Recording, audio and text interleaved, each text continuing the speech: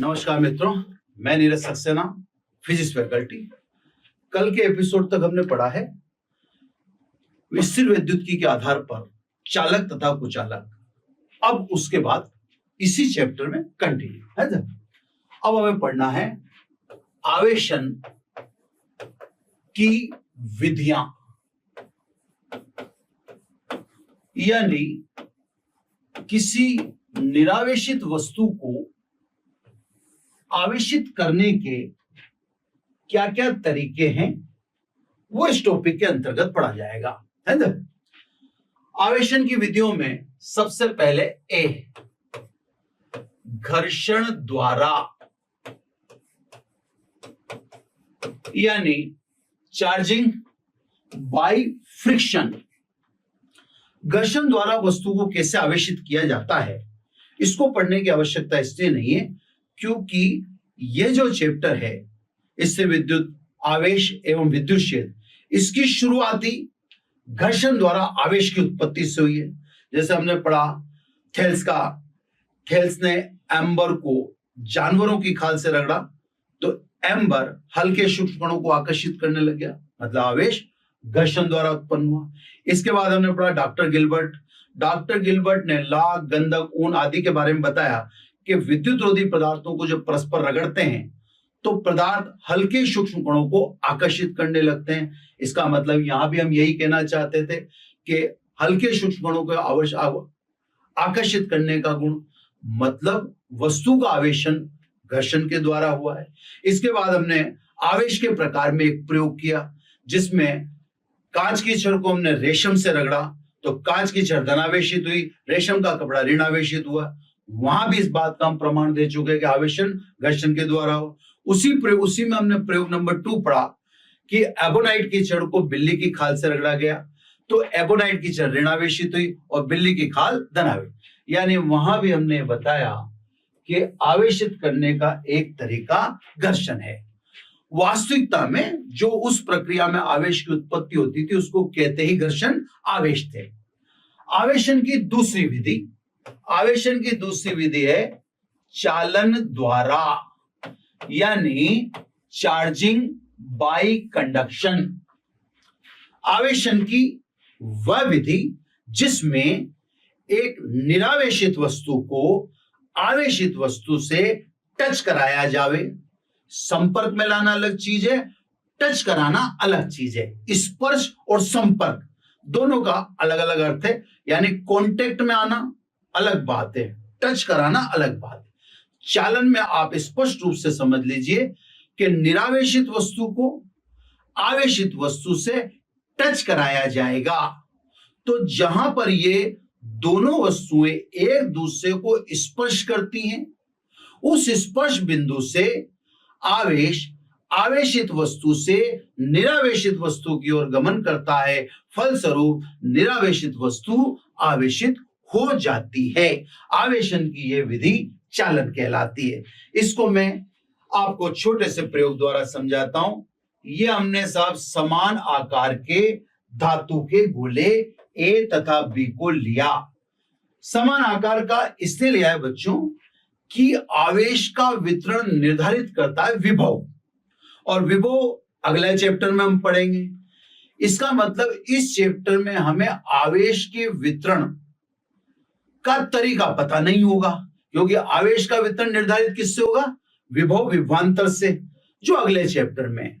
तो स्वाभाविक है हम फिर यहां आवेश का वितरण कैसे करेंगे, तो इसीलिए मैंने क्या करा, समान आकार के धातु के गोले ले लिए। समान आकार के इसलिए ले लिए क्या विभव को समझने की आवश्यकता ही नहीं है, समान आकार में आवेश का वितरण भी समान होगा, है ना। तो सब विभव न पढ़ने के कारण हमने यह समान आकार के धातु के गोले ले लिए जिनमें एक आवेशित है एक निरावेशित है। इन्हें कुचालक स्टैंड पे रख दिया। कुचालक स्टैंड पे इसलिए रखना पड़ता है कि आपको पिछले एपिसोड में बता दिया गया है कि अगर किसी आवेशित वस्तु को आपने पृथ्वी से स्पर्श में रख दिया तो पृथ्वी उस आवेशित वस्तु का संपूर्ण आवेश अवशोषित कर लेगी तथा वस्तु को उदासीन कर देगी। इस प्रक्रिया को हम भूसंपर्कित यानी अर्थिंग कहते हैं। तो साहब कुचालक स्टैंड पर समान आकार के दो धातु के गोले चित्र में दर्शाए गए। अब बच्चों इसमें से एक गोला आवेशित है, तो साहब ये एक गोला ए अपन ने दिखा दिया आवेशित है, इस पर आवेश अपन ने बता दिया Q, और दूसरा गोला जिसको हम आवेशित करने के लिए लाए फिलहाल वह निरावेशित है, यानी गोला B निरावेशित है। अब हमें चालन विधि के द्वारा गोले B को आवेशित करना है। तो चालन विधि क्या कहती है कि जिसे आवेशित करना है उन दोनों को टच करा दीजिए। ये साहब अपन ने टच करा दिया, गोला ए आवेशित है और गोला बी निरावेशित है ना। अब सूचना या यूं समझें कि अपने कथन अनुसार ये दोनों का संपर्क बिंदु है। संपर्क बिंदु से आवेशित वस्तु से निरावेशित वस्तु की ओर गमन करेगा, फलस्वरूप निरावेशित वस्तु भी आवेशित हो जाएगी। तो क्या होगा साहब, इस पर आवेश Q, इस पर आवेश 0, अब Q प्लस 0 अपॉन 2, क्योंकि दोनों का आकार मैंने क्या लिया था समान, इज इक्वल टू क्या हो जाएगा Qy2।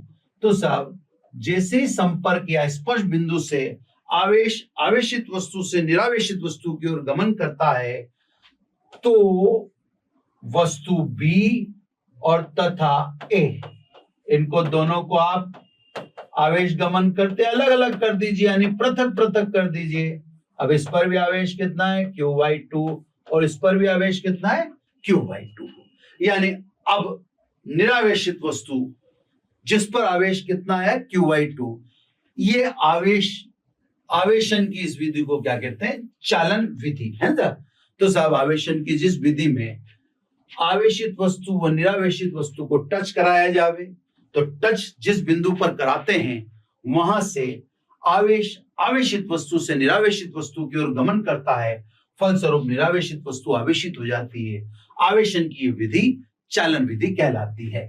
इसमें सब जैसे मान लो अगर छोटा मोटा कोई क्वेश्चन है, ऐसे भी कोई क्वेश्चन अराइज हो सकता है कि साहब ए बी और सी, ए बी और सी तीनों समान आकार के गोले।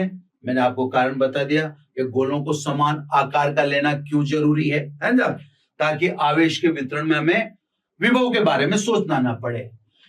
इस पर भी आवेश है, इस पर भी आवेश है, लेकिन सी उदासीन है।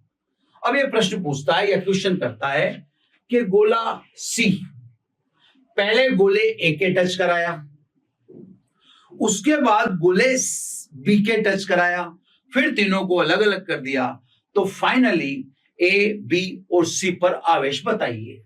तो सब प्रश्न अनुसार पहले सी को किसके टच करा रहे हैं आप, ए के टच करा रहे हैं।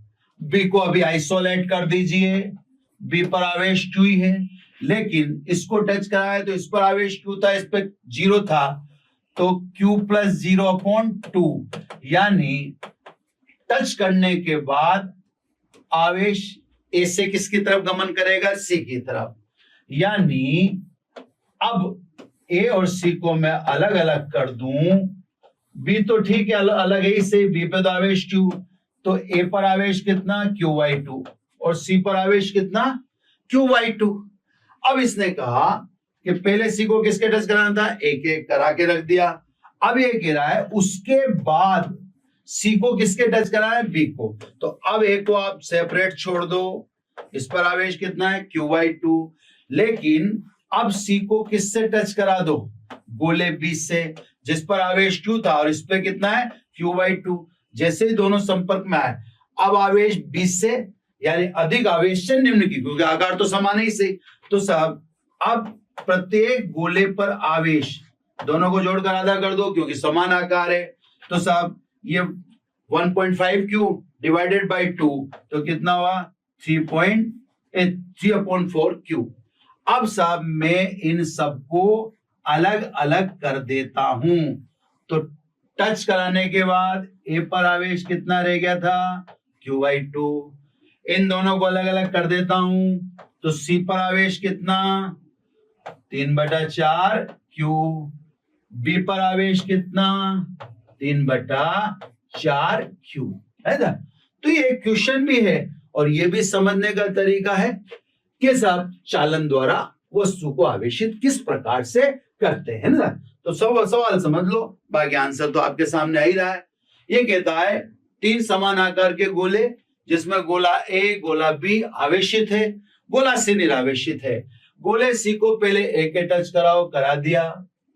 उसके बाद सी को बी से टच कराओ, यहां करा दिया।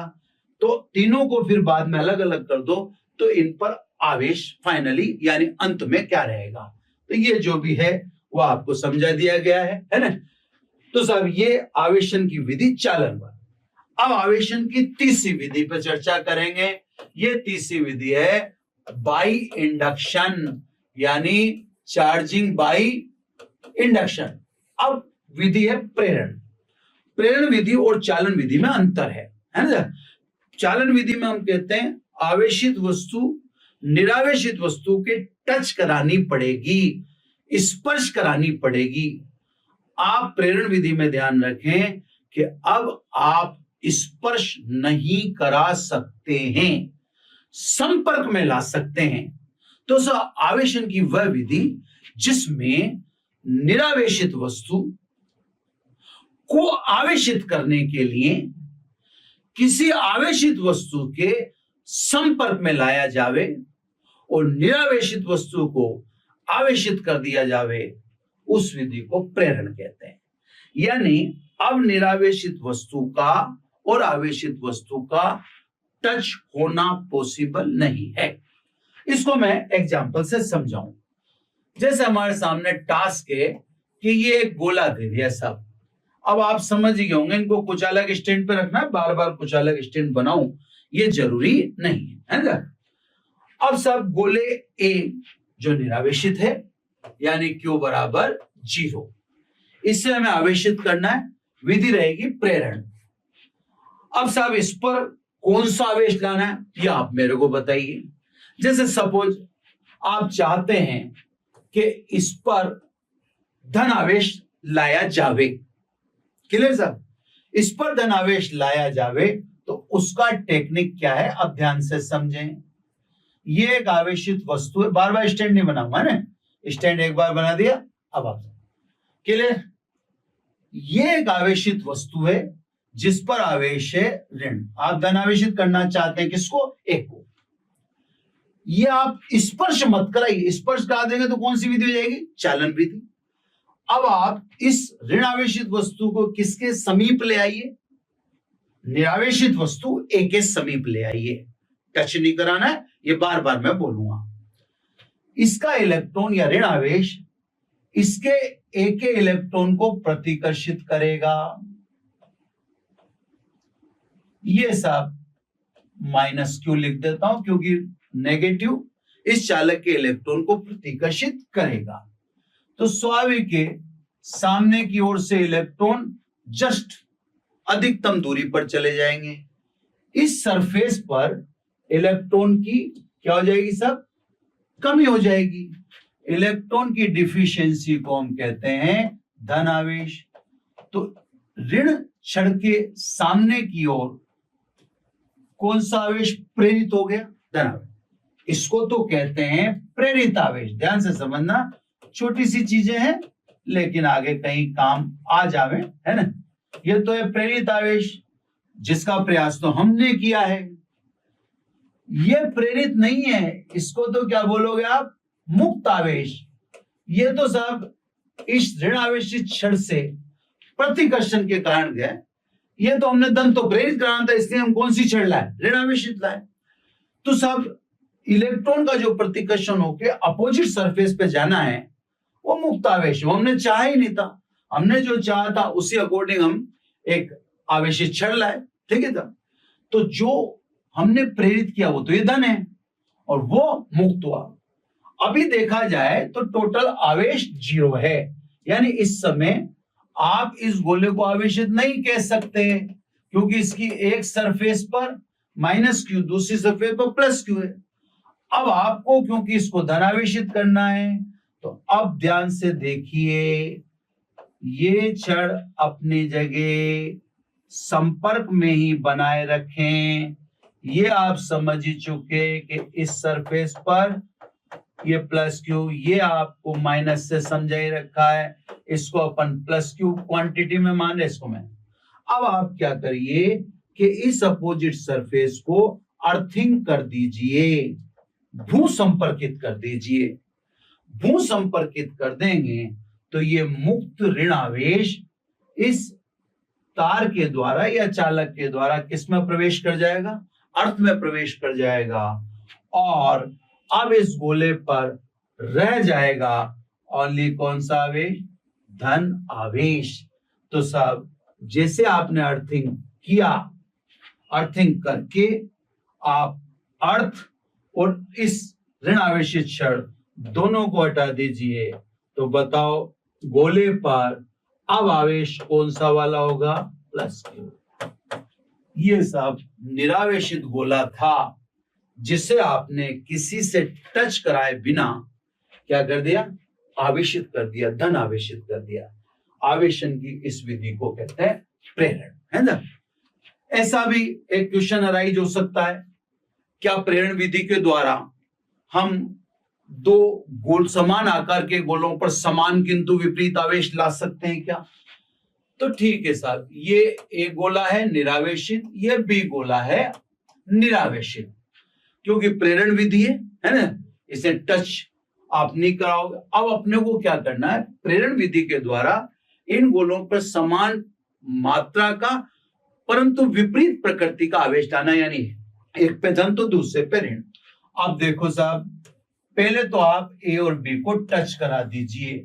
मैं आपसे कह रहा हूं ये चालन विधि नहीं है, प्रेरण विधि है, लेकिन यहां पर टास्क हमें दे रखा है कि ए और बी पर समान मात्रा का विपरीत आवेश लाना है। ये सब मैंने धन आवेशित क्षण को इस चालक, संपर्क वाले चालक के समीप ला देना है। धन आवेशित क्षण किसको अट्रैक्ट करेगी, इलेक्ट्रॉन को। तो संपर्क बिंदु से समस्त इलेक्ट्रॉन धन आवेशित क्षण की ओर गमन कर जाएंगे, और चालक बी पर इलेक्ट्रॉन की कमी के कारण, इलेक्ट्रॉन की कमी या डिफिशियंसी ऑफ इलेक्ट्रॉन को क्या कहते हैं, धन आवेश। इलेक्ट्रॉन की कमी के कारण चालक बी पर धन आवेश पैदा हो जाएगा। आप समझ गए होंगे, इसे कहते हैं प्रेरित यानी इंड्यूस्ड चार्ज, प्रेरित आवेश, और ये कहलाता है मुक्त आवेश, है ना।